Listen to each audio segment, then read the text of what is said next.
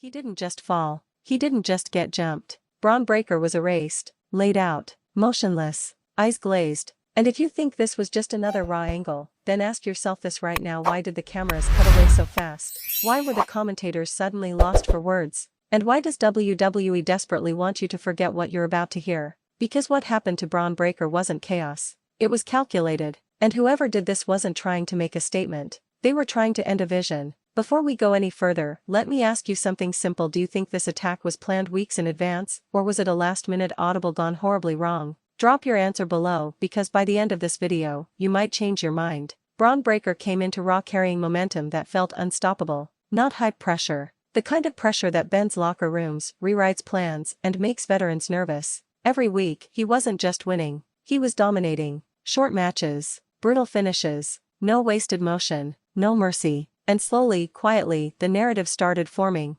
This wasn't just a push. This was the vision. A future where Bron Breakker wasn't the next big thing, he was the thing. The face. The weapon. The center of gravity around which Raw would orbit. And that kind of future, that kind of inevitability, it makes enemies you never see coming. Because here's the first uncomfortable truth. Bron Breakker wasn't attacked because of who he is. He was attacked because of who he was becoming. Go back and replay the night. Watch his entrance. The crowd reaction wasn't polite, it was split. Half cheers, half tension. You could feel it. That energy where people aren't sure if they're witnessing a hero rise or a monster being unleashed. And then it happened. The lights didn't flicker. No dramatic cue. No warning. From behind. Not one attacker. Not two. A swarm. Shadowed figures flooding the ring with surgical precision. No wasted punches. No showboating. Straight to the head. Straight to the spine. Straight to the throat. This wasn't a beatdown, it was an execution. Here's a question I want you to really think about. Have you ever seen an attack on Raw where the attackers didn't want the spotlight? Where they didn't pose? Didn't reveal themselves? Didn't even wait for the crowd reaction? Exactly. That's because this wasn't about getting over. This was about sending a message. Bron tried to fight back. You could see it. That freakish power, that genetic intensity kicking in. He dropped one. Almost got to his feet. And that's when it escalated. The knee. The steel. The final blow, the sound his head made when it hit the mat, that wasn't wrestling noise. That was real. The referee froze. Medical rushed in. Commentary went dead silent. And then the most telling part of all, the camera cut away before we got answers. Let me ask you this: why would WWE cut away unless they wanted to control the narrative? Unless something went down that they weren't ready for you to process? Bron Breakker lay there unconscious, not selling, not blinking. And for the first time since stepping onto Raw, the vision was gone. Now let's talk about the phrase everyone keeps ignoring: mystery attackers. Because mystery doesn't mean unknown, it means unrevealed. Someone knows who did this, someone authorized it, and someone benefits from it. So who gains the most from Bron Breakker being taken out? Is it the veterans who felt the walls closing in? Is it the locker room leaders who saw their main event spots evaporating? Or is it something darker, something institutional? Here's another question for you: do you think this was a wrestler-driven attack, or was this a corporate decision played out on screen? Be honest. The answer says a lot about how you see WWE right now, because look at the timing. Bron wasn't just winning matches, he was skipping steps. No slow burn, no setbacks, no learning moments. He was bulldozing through the traditional system, and systems don't like that. Systems protect themselves. Every empire has gatekeepers, and gatekeepers don't fight fair. The way the attackers moved tells us everything. They knew where to stand, they knew when to strike, they rotated like a trained unit. No hesitation, no panic. That doesn't happen randomly. That happens when you rehearse. And notice this: no weapons pulled from under the ring at first. They used what was already there. The environment, the timing, like they'd studied the arena layout beforehand.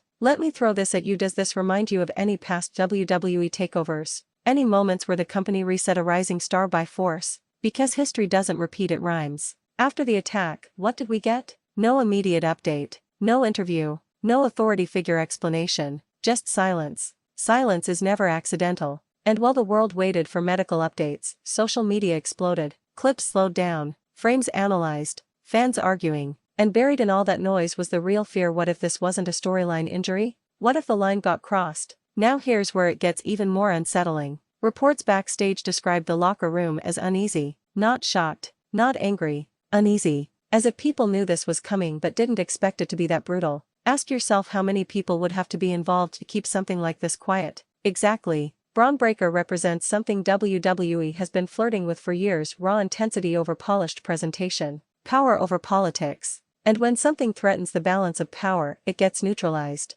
That's not conspiracy. That's wrestling history. From shattered knees to buried pushes, we've seen it before. But never like this. Never with attackers who didn't even want credit. Which brings us to the most disturbing possibility of all. What if this wasn't about stopping Bron Breakker? What if it was about breaking him? Psychologically, physically, permanently. Think about it. Being attacked from behind doesn't just hurt your body. It rewires your instincts. You start looking over your shoulder. You stop trusting the locker room. You hesitate. And hesitation is death in this business. Here's a comment question I really want your take on. Do you think Bron comes back more dangerous or more cautious after this? Because both outcomes change Raw forever. And let's talk about the Vision being destroyed. That phrase wasn't chosen lightly. The Vision wasn't just a nickname. It was a direction, a future, a statement that Bron Breakker was inevitable. And inevitability is terrifying to anyone who isn't ready to lose their spot. Destroying the Vision doesn't mean removing Bron from TV. It means corrupting what he stood for, turning dominance into doubt,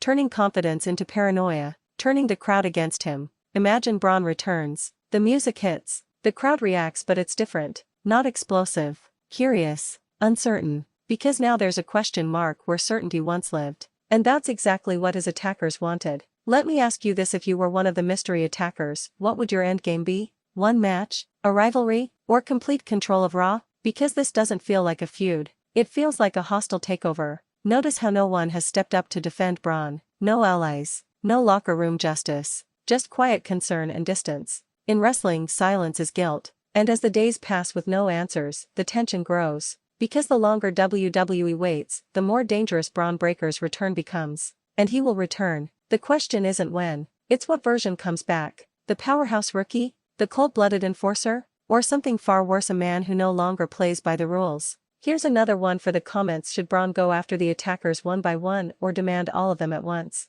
Because revenge can be methodical, or it can be catastrophic. One thing is certain: Raw crossed a line. Whether intentionally or not, they created a monster scenario. Fans aren't just watching anymore, they're choosing sides. And that's dangerous. Because when fans feel manipulated, when they feel like something real was taken from them, they react. They comment. They share. They argue. And suddenly, the story is bigger than the show. That's where we are right now. A main event future left unconscious. A locker room full of secrets. And mystery attackers still walking free. So I'll leave you with this final question, and I really want you to think before answering. Was this the night Raw protected itself, or the night it doomed itself? Sound off in the comments. Share this with someone who still thinks this was just another angle. And keep your eyes open, because the next time Bron Breakker steps into that ring, someone's world is going to end. This is Ring Rumble. And the storm is just getting started. And if you think the story ends there with questions, speculation, and a waiting game, you haven't been paying attention to how WWE really operates when fear enters the building. Because fear doesn't freeze things, it accelerates them. Behind the scenes, after the cameras stopped rolling, after Raw went off the air and the crowd filed out still buzzing, something changed. The tone, the energy, the body language of everyone who mattered. This wasn't a great angle, good job everyone kind of night. This was a damage control night. Bron Breakker wasn't just taken to the back, he was rushed. And that alone should make your stomach drop. Think about it: how many times have we seen superstars sell an injury while still playing to the crowd, still teasing a comeback, still giving us something to cling to? Bron did none of that. No raised fist, no glare, no movement, just stillness. Let me ask you another quick one for the comments: what was the most unsettling part of that segment for you, the attack itself, or how quickly WWE tried to move on? Because for a lot of fans, it wasn't the violence. It was the denial. Raw continued. Matches happened. Promos were cut. Smiles were forced. But underneath it all, there was an unspoken understanding: something went off the rails. And here's where it gets darker.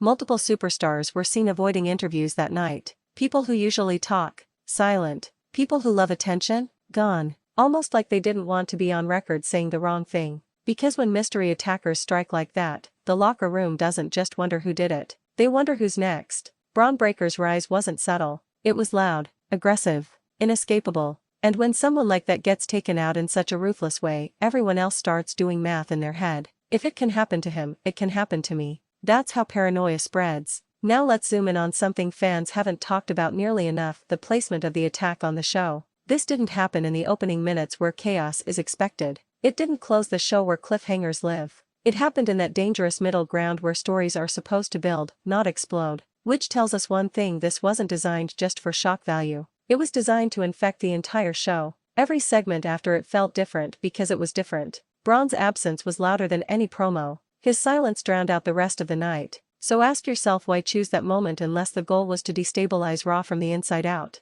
Now let's talk about motive. Everyone loves to guess names. Everyone wants a reveal. But before you even think about who, you need to understand why. Bron Breakker was becoming uncontrollable. Not backstage, not personally, narratively. He didn't need long matches. He didn't need championships. He didn't even need mic time. The crowd reaction was doing the work for him. And when that happens, creative loses leverage. Politics lose power. And suddenly, the machine isn't driving the star is dragging the machine. That's dangerous. And dangerous things get neutralized. Here's another comment question for you. Do you think WWE is afraid of Bron Breakker becoming too big too fast? Because everything about this attack screams containment. And containment operations don't announce themselves. They happen quietly, brutally, with plausible deniability. Mystery attackers give you that. Ambiguity gives you control. If this backfires, it was just a storyline. If it works, the vision is gone. And let's be real, there's no coming back from an attack like this unchanged. Even if Bron is medically cleared,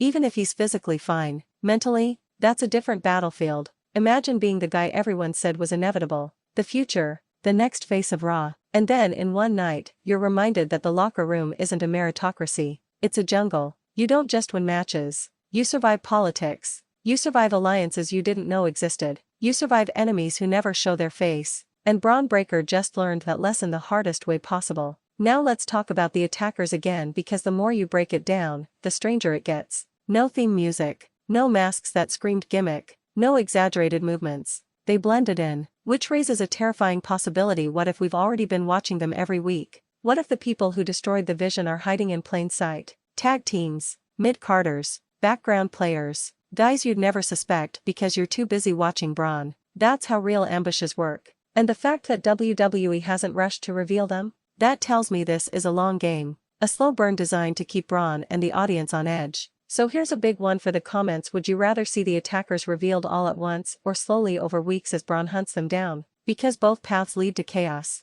And chaos is exactly what Raw has invited. Now think about what happens when Bron finally comes back. The pop will be massive. The anticipation unbearable. But the real moment won't be the entrance. It'll be the first time someone walks behind him. The first time a shadow moves. The first time the lights flicker even a little. Does he turn around instantly? Does he hesitate? Does he snap? That's the psychological damage no medical report can fix. And if Bron overcorrects, if he becomes too violent, too aggressive, suddenly the narrative flips. Suddenly he's the problem. Suddenly the attack gets justified. And that, my friends, is the most sinister outcome of all. Because then the attackers win without ever being praised. Let me ask you this: do you think this angle is designed to turn Bron heel or to harden him as a face? Because the line between those two outcomes is razor thin, and WWE loves walking that line when they're playing with fire. One more thing you need to consider: authority figures. Where were they? No instant response, no threats, no investigations announced on screen, which either means they're incompetent